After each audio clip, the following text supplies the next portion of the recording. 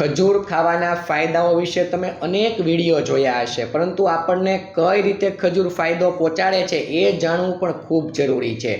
એમાંય શિયાળાની ઋતુ આવે એમાં તો અચૂક તમારે ખજૂરનું સેવન કરવું જ જોઈએ, કારણ કે ખજૂર ખાવાનો સુવર્ણ સમય જો માનવામાં આવ્યો તો તે શિયાળાનો સમયગાળો છે। એટલે શિયાળામાં તો ખાસ ભૂલ્યા વગર આપણે ખજૂરનું સેવન કરવું જોઈએ। હવે ખજૂર ખાવાના ફાયદાઓ શું છે?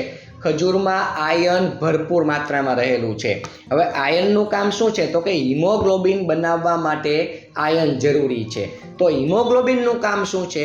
તો કે હિમોગ્લોબિન છે તે શરીરમાં ઓક્સિજન પહોંચાડવાનું કામ કરે છે। તો ઓક્સિજનનું કામ શું છે? તો ઓક્સિજન છે તે શરીરમાં શક્તિનો સંચય કરે છે। તો આખી સાયકલ મેં તમને લોકોને જણાવી દીધી, એટલે તમે સમજી જશો કે ખજૂર ખાવાનું મહત્વ શું છે। બીજું કે ખજૂરમાં મેગ્નેશિયમ રહેલું છે। તો મેગ્નેશિયમનું કામ શું છે? કે દાંત અને હાડકાને મજબૂતાઈ આપવાનું કામ મેગ્નેશિયમનું છે। હવે કેલ્શિયમનું જે એબ્ઝોર્વેશન થાય એમાં મેગ્નેશિયમની જરૂરિયાત પડે છે। તો કેલ્શિયમનું એબ્ઝોર્વેશન સરસ રીતે આપણે શરીરને કરાવવું હોય તો આપણે ખજૂરનું સેવન કરવું જોઈએ, કારણ કે ખજૂરનું સેવન કરવાથી તમને સારી માત્રામાં મેગ્નેશિયમ મળી રહે છે। હવે આ ખજૂરનું સેવન કરવાથી તમને કબજિયાતની સમસ્યામાંથી મુક્તિ મળે છે, કારણ કે એમાં ફાઇબરની માત્રા રહેલી છે અને ફાઇબર છે તે તમને કબજિયાતની સમસ્યામાંથી મુક્તિ અપાવે છે। ખજૂર છે ને તે નાડીઓને બળ આપવાનું કામ કરે છે અને શરીરની શારીરિક શક્તિને વધારવાનું કામ કરે છે। ખજૂર વીર્યવર્ધક છે, એટલે કે જેને શારીરિક નબળાઈ રહેતી હોય એવા લોકો માટે તો તે ખૂબ ઉત્તમ માનવામાં આવ્યું છે। ખજૂર છે તે મગજને શાંત રાખનારું એક પ્રકારનું ફળ છે, એટલે તમારે મગજને પણ શાંત રાખે છે અને તમારી શારીરિક શક્તિ પણ વધારી આપે છે। એટલે ખજૂરનું સેવન તમારે લોકોએ ભૂલ્યા વગર કરવું જોઈએ।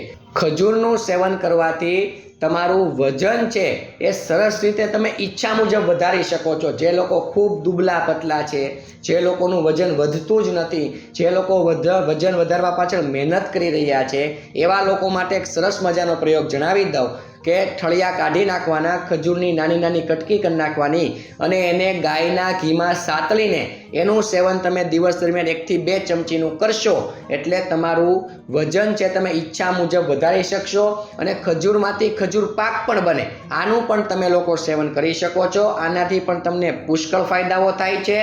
ખજૂર ખાવાથી તમને લોકોને સૌથી અગત્યનો ફાયદો એ થાય છે કે તમને કારણ વગરનો થાક લાગતો હોય, કારણ વગરની શરીરમાં નબળાઈ રહેતી હોય, થોડુંક કામ કરો ને થાકી જાઓ, તો એવા લોકો માટે તો જડીબુટ્ટી સમાન કામ કરે છે। થાકને તે સ્થગિત કરવાનું કામ કરે છે, એટલે આવા લોકોએ પણ ખજૂરનું સેવન કરવું જોઈએ।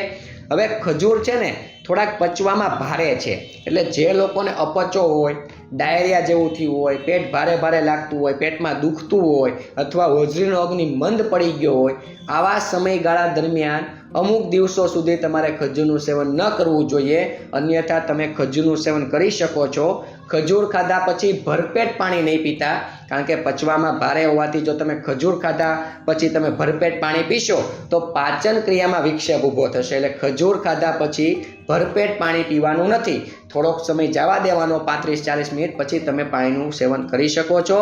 ખજૂર ખાધા પછી તરત જ પાણીનું સેવન ન કરવું જોઈએ। તો ખજૂર ખાવાથી જો આપણને એટલા બધા ફાયદાઓ થતા હોય તો આપણે દિવસ દરમિયાન 2 થી 3 નંગ ખજૂર ખાવા જોઈએ। આપ સૌને મારા પ્રણામ। જય ધન્વંતરી।